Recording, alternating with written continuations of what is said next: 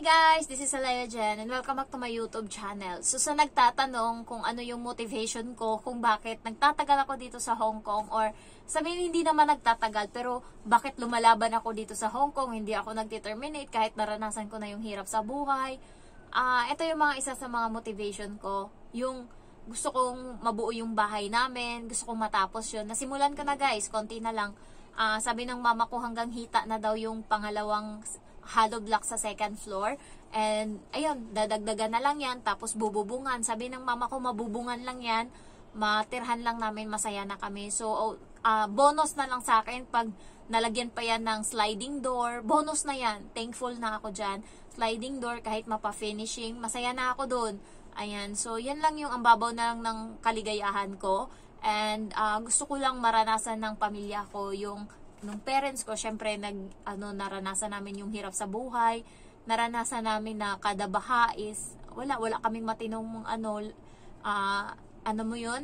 kanlungan, yung grabe yung takot mo kasi nga yung mga gamit is mababasa, masisira, maaanod. So kung matapos man tong bahay namin, kung ang first floor is maabot, yung second floor hindi na.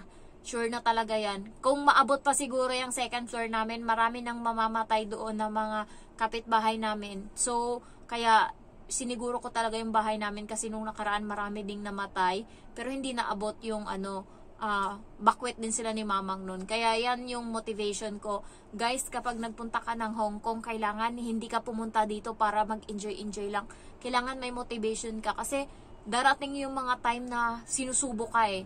Yun, nandyan yung time na gusto mo nang sumuko, lalo pag hirap ka na sa trabaho, yung, alam mo yung ang sakit sa dibdib na grabe yung pagbaba sa'yo dito. So, mararanasan mo lahat yan. Kaya, yung magiging mo lang talaga is yung pangarap mo, kung ano yung pangarap mo sa pamilya. So, ako, yung motivation ko ngayon, matapos yung bahay, tas mabili yung lupa. Tapos, kahit isang isang dagdag na lupa lang, yung kahit malagyan lang ng sakahan or kahit magardinan lang, basta may sarili akong lupa na anytime, kung maghihirap man ako, kailangan, ayan, pwede kong ibenta. So, yun lang yung goal ko and nila ni mamang. Alam mo yung goal ko ngayon, makapunta sila ni mamang ng Manila. Kasi yan isa sa mga, isa sa mga dream ko sa kanila na kahit man lang konti is maranasan nila yung makapunta ng Manila. Kasi nga, sa probinsya kami guys, wala kami kahit mall doon, wala kaming Jollibee, McDo, wala kami yan. So, hindi pa sila nakakain ng Mang Inasal, ng Jollibee, hindi pa.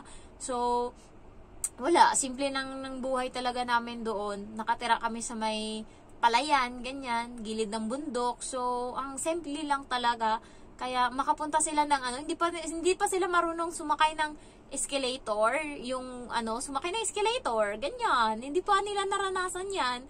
So, gusto kong iparanas yan sa kanila. Kaya sabi ko, by faith, baka next year, hindi pa. Next year, 2026, pag God's will, matutupad ko na yun. And alam nyo ba guys, inoferan ako, kapag dito kasi sa Hong Kong, good payer ka, nagtitiwala sa'yo yung bangko. So, ilang beses na yan tumawag sa akin yung bangko. Tapos, nakaraan, nakaupo ako sa CR, nandun yung cellphone ko, and then, tumawag yung number. Tapos, in-answer ko lang, tapos hindi ako nagsalita. Tapos, ayun, nagsalita ng Tagalog. It means, hello po. Sabi ko, hello. This is Genevieve. Sabi ko, opo. Sabi niya, ay ma'am, sa HS Bank, natanggap na namin yung payment mo. Thank you so much.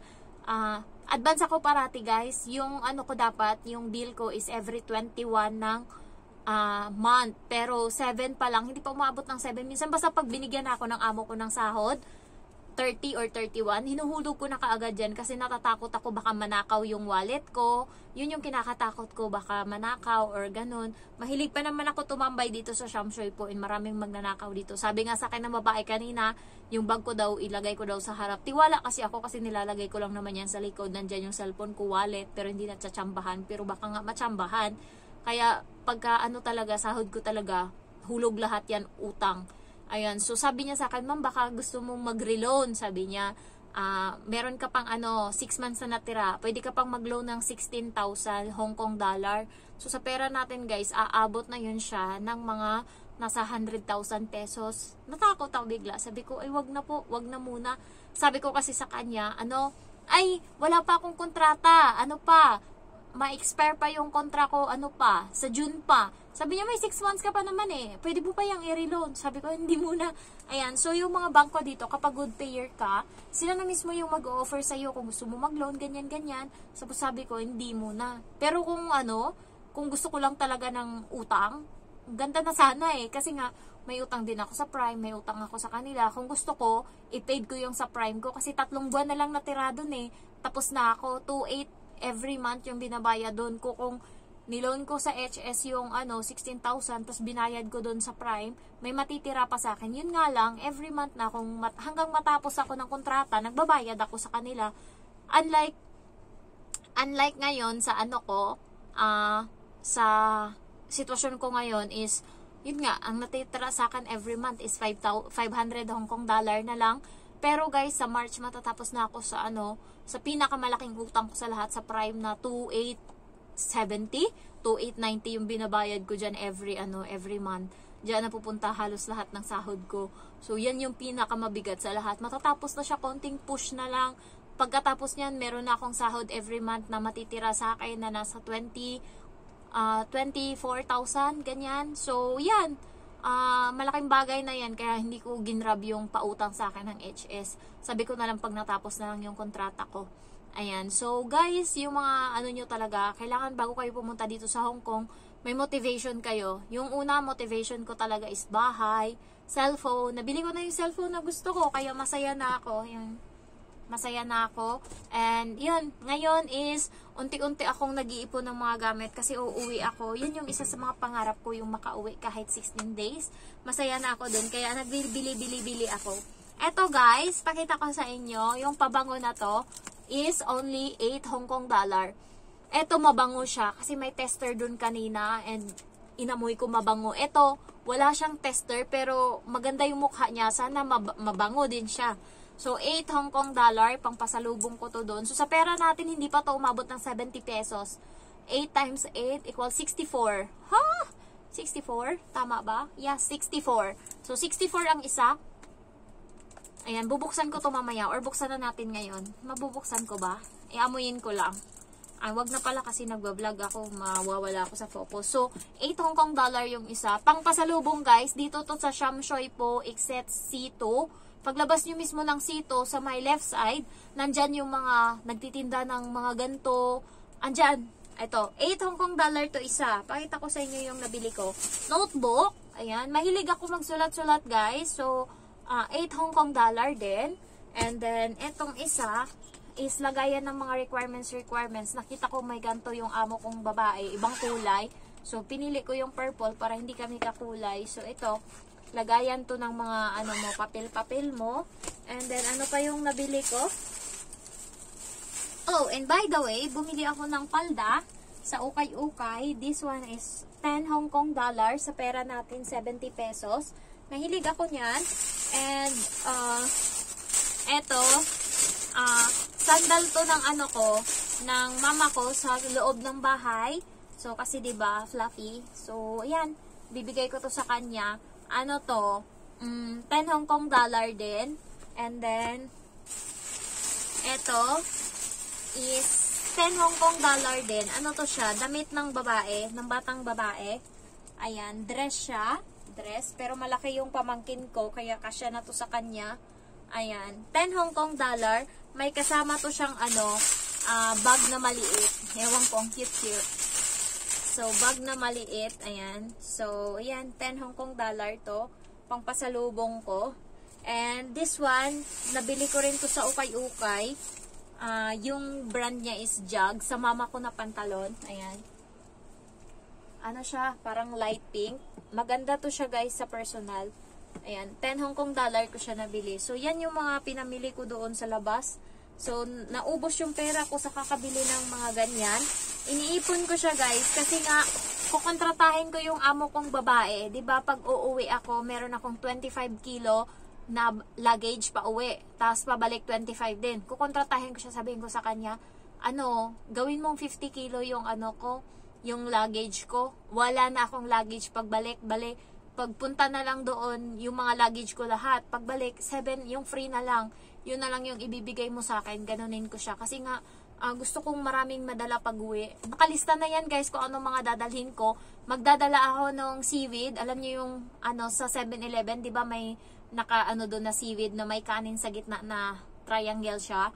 Masarap 'yun. Marunong ako gumawa noon. So gusto kong ipatikim 'yun sa pamilya ko na ako mismo yung magluluto para sa kanila kasi nagluluto ako niyan dito para sa alaga ko. So, yun. Gusto kong matikman nila yung mga pagkain na hindi namin naranasan dati. Gusto ko ring lutuan sila nung favorite ko dito na shrimp pasta. Parang carbonara siya pero mas masarap siya sa carbonara. Magdadala din ako ng pasta nila dito na Food Nation na pasta. Masarap yun guys. Hindi katulad sa pasta sa Pinas na parang walang lasa. Yun may lasa. So, nakalista na yung mga bibilhin ko and by faith sana makauwi nga. So, yun yung motivation ko ngayon. 'Di ba? Pumunta ako dito sa Hong Kong, 27 lang ako. Ngayon, 29. Tapos, uuwi ako, magta-turning 30 na ako. So, ganun guys. Basta laban lang tayo. Alam nyo, yung mga pangarap nyo is para lang muna sa sarili nyo yan. Huwag nyong ipagmalaki, huwag nyong ipagsabi muna na, ayan, ganyan, ganyan, ganyan. Kasi, nabablock siya ng ibang tao na ayaw na umasenso ka. Kapag alam nila, halimbawa, nung kapatid ko, pinagkalat niya na doon sa amin na mag-a-abroad siya, ganyan, ganyan, ganyan. Inabot siya ng 1 taon bago nakaalis. Kasi nga, the more na maraming nakakaalam, the more na ayaw nilang mag-asenso ka, lalo yung mga utak talangka na tao. So, hindi ka makakaalis-alis niyan, mahirap. So, ako, walang nakakaalam. Ang nakakaalam lang yung kuya ko lang, nakasama ko sa bahay nung nag-a-apply ako. So, alam niya nag-a-apply ako kasi maaga ako umalis. Minsan, alas 5 pa lang maalis na ako. So, yun lang yung may alam. Wala ngang alam yung mama ko mga kapatid ko, wala. Yung kuya ko lang. So, nakulat na lang sila. Nasa Hong Kong na ako. Nagulat na lang yung mama ko na umuwi na ako doon kasi nga gusto ko lang silang makasama kahit konti. Tapos, ayun, nag-flight na ako pa Hong Kong. So, ganun guys, kapag may gusto kayong gawin sa buhay, hindi pa nagagawa, tahimik muna. Hayaan nyo yung success yung mag-loud kapag andun ka na. Uy, nagulat na siya. Uy, nasa Hong Kong ka na? Gabi naman, ang galing. Sabi niya, parang kailan lang, umuwi ka lang dito sa amin, ganyan, ganyan. Umuwi ka lang dito sa atin, ganyan. Kasi hindi ako nagsasalita. Kasi, ayan yung proven ko na. Kapag walang nakakaalam, mas smooth yung grow or yung daloy ng pag-success mo. So, yun lang. Sana kayo may mga motivation. Kailangan talaga, hindi pwedeng wala kang motivation tas pumunta ka ng abroad kasi maano ka lang, maho-homesick ka, parang maiinis ka sa sarili mo, bakit nandito ka, bakit naghihirap ka, bakit kailangan mo pagdaanan to, yung sa Pinas, kaya mong kainin lahat ng gusto mo. Pagdating dito guys, parang nililimos mo yung pagkain ibibigay sa'yo. So, ayun lang, sana magtagumpay tayong lahat and sana pag-pray nyo lang na mabait yung amo nyo para smooth lang yung daloy ng trabaho and hindi mo na mararamdaman tapos na yung buwan. Kasi nga may isa din akong kaibigan, kasama ko magsundo doon sa bata sa school. Sabi niya, "Hay, malapit na naman tayo mag-1 buwan, day." Sabi nga sa akin. Sa sahod na naman tayo. So kasi nga hindi siya stress. Kaya, madali lang talaga yung trabaho and mabilis lang yung araw kapag hindi ka stress. Pero pag maraming hana sa buhay, dun ka may stress talaga. So, thank you for watching and I love you all. Bye-bye.